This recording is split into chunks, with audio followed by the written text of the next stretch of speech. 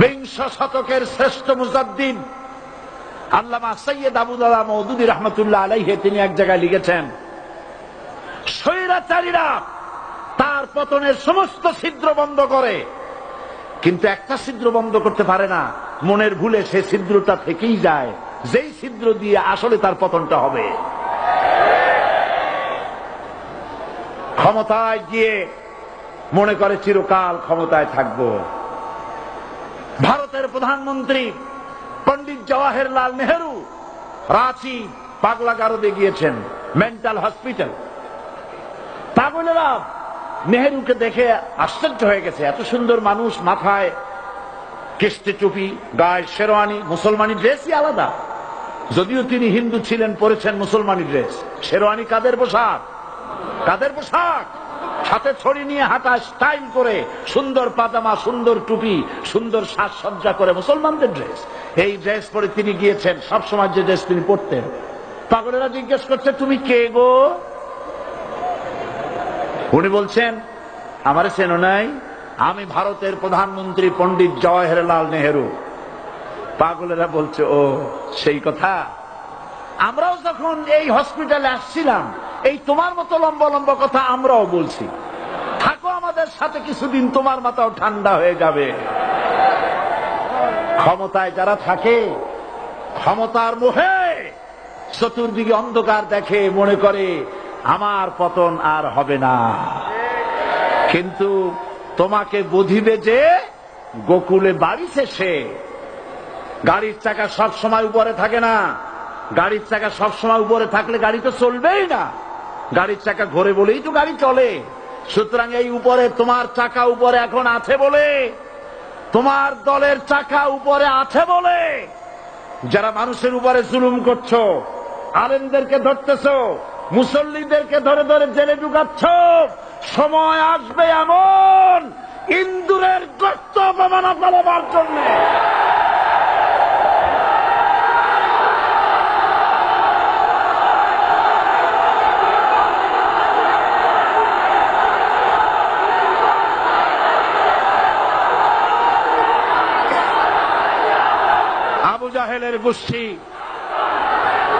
আবু জাহেলের গোষ্ঠী মনে করেছে সোজা আঙ্গুলে ঘি যখন উঠলো না, আঙ্গুল বাঁকা করতে হবে। শুরু হয়ে গেল অত্যাচার, শুরু হয়েছে না? হযরত সুমাইয়া রাদিয়াল্লাহু তাআলা আনহা কি নির্মম ভাবে, নিষ্ঠুর ভাবে তাকে শহীদ করা হলো। খাব্বাব, হুবাইব, হযরত খাব্বাব রাদিয়াল্লাহু তাআলা আনহুকে দেখে হযরত ওমর একদিন বলছিলেন, খাব্বাব তোমার পিঠে এত গর্ত কেন? এত গর্তওয়ালা পিঠ আর এত চিকুন কোমর আমি তো জীবনেও দেখিনি। হযরত খাব্বাব বলেছেন, ওমর জানো না, ইসলাম কবুল করার অপরাধে, কালেমা পড়ার অপরাধে কাফির বেঈমানেরা আমাকে মারধর করেছে। যখন আমি তাদের মারে কালেমা ছাড়ি নাই, তখন আগুন জ্বালায়া আগুনের আংটার উপরে, আংটা আগুনের উপরে আমাকে চিৎ করে শোয়ায়া, আমি যেন নড়াচড়া করতে না পারি সেজন্য আমার বুকের উপরে পাথর চাপা দিয়া রেখেছে। আগুনে গোশত পুড়ে পুড়ে আগুন ভিতরে ঢুকেছে, গায়ের রক্ত আর চর্বি গলে গলে পড়ে আগুনগুলো নিবেছে। ওই পিঠে যে গর্ত হয়েছে আজও পর্যন্ত সেই গর্ত মিটে যায় নাই। হযরত খাব্বাব রাদিয়াল্লাহু তাআলা আনহু বলছেন, বুখারী শরীফে হাদিসে ভাবে এসেছে, ওয়ান খাব্বাব বিন আরিত রাদিয়াল্লাহু তাআলা আনহু আন্নাহু قال شكونا إلى رسول الله صلى الله عليه وسلم وهو متوسد بردة له في ظل الكعبة। আমি গেলাম রাসূলুল্লাহর কাছে, যে দেখি হুজুর বাইতুল্লাহ শরীফের ছায়ায় আরাম ফরমাচ্ছেন। আমি কাছে গিয়ে বললাম, আলা তাস্তানসিরু লানা আলা তাদউ লানা ইয়া রাসূলুল্লাহ, হে রাসূল আপনি কি আমাদের জন্য দোয়া করবেন না? আপনি কি আমাদের জন্য আল্লাহর কাছে সাহায্য প্রার্থনা করবেন না? মার খেয়ে খেয়ে তো শেষ হয়ে গেলাম।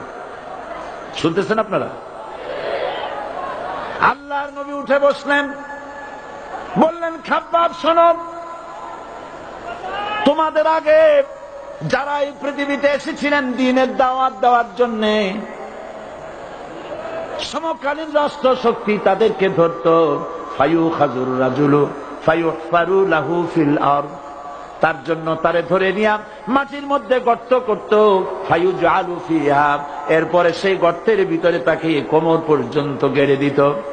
সুম্মা ইউতা বিল মানশার, এরপরে করাত আনা হতো, ফায়ুদাউ আলা রাসিহি, এরপরে করাতটা মাথার উপরে রাখা হতো, ফায়ুজআলু নিসফাইন, এরপরে করাত দিয়া চিরে চিরে জীবিত মানুষটাকে দ্বিখণ্ডিত করে ফেলে দিত। মা ইয়াসুদ্দুহু যালিকা আন দীনি, এত কষ্ট দেওয়ার পরেও, এত জুলুম করার পরেও দ্বীনের দায়ীদেরকে এক চুল পরিমাণ আল্লাহর রাস্তা থেকে তারা সরাই দিতে পারে নাই। ওয়াল্লাহি, ও খাব্বাব, আমি আমার আল্লাহর নামে কসম করি। মুসলমান কে কসম করতেছে? আল্লাহ রাসূল।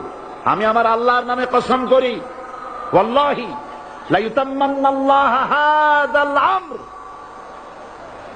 হাত্তা ইয়াসির রাকিবু মিন সানা ইলা হাযরামাউত।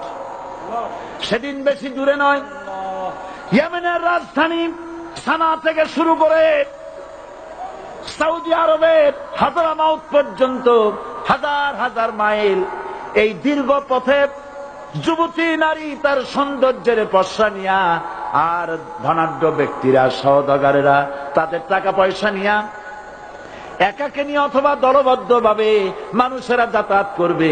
লা ইয়াখাফু ইল্লাল্লাহ, মানুষের মনের মধ্যে কোনো ভয় থাকবে না। এমন একটা সময় আসবে, ওয়ালাকিন্নাকুম তাস্তাজিলুন, অথচ তোমরা বড্ড তাড়াহুড়ো করছো। তাড়াহুড়ো করো না, অপেক্ষা করো, ধৈর্য ধরো, মার খাও, জেলে যাও, শহীদ হও, আল্লাহর রাজ কায়েম হবেই হবে।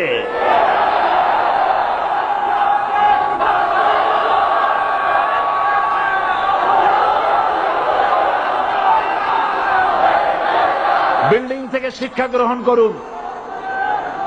বিল্ডিং, ইমারত, দালান থেকে শিক্ষা গ্রহণ করুন। এই যেটা দালান আছে না পাশে, দেখতে পাচ্ছেন?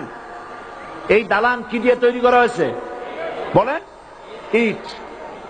সমস্ত ইটেরা যদি ধর্মঘট করত, আমরা কেউ মাটির তলায় যাব না, কেউ আমরা আগুনে পুড়ে ঝামা হব না, পিক হব না, কেউ আমরা টুকরা টুকরা হব না, সবাই থাকবো উপরে উপরে, তাহলে কি দালান হইতো নাকি?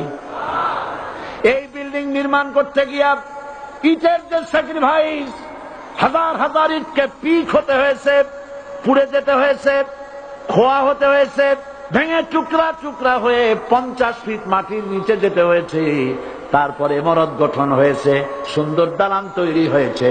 যারা ইসলামী শাসন চান, আল্লাহর দ্বীনকে বিজয়ী দেখতে চান, তাদেরকে অসংখ্য মানুষকে পোড়াইটের মতো জেলখানায় পুড়ে পুড়ে মরতে হবে, অসংখ্য মানুষকে ফাঁসির কাস্তে ঝুলতে হবে, গায়ের রক্ত দিতে হবে, শহীদ হতে হবে, তারপরে ইসলামের ইমারতটা কায়েম হয়ে যাবে।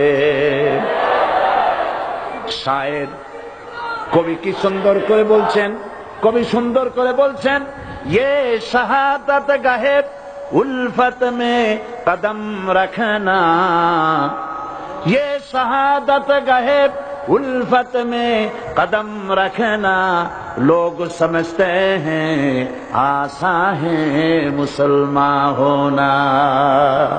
মানুষেরা মনে করে মুসলমান হওয়া খুব সহজ জিনিস।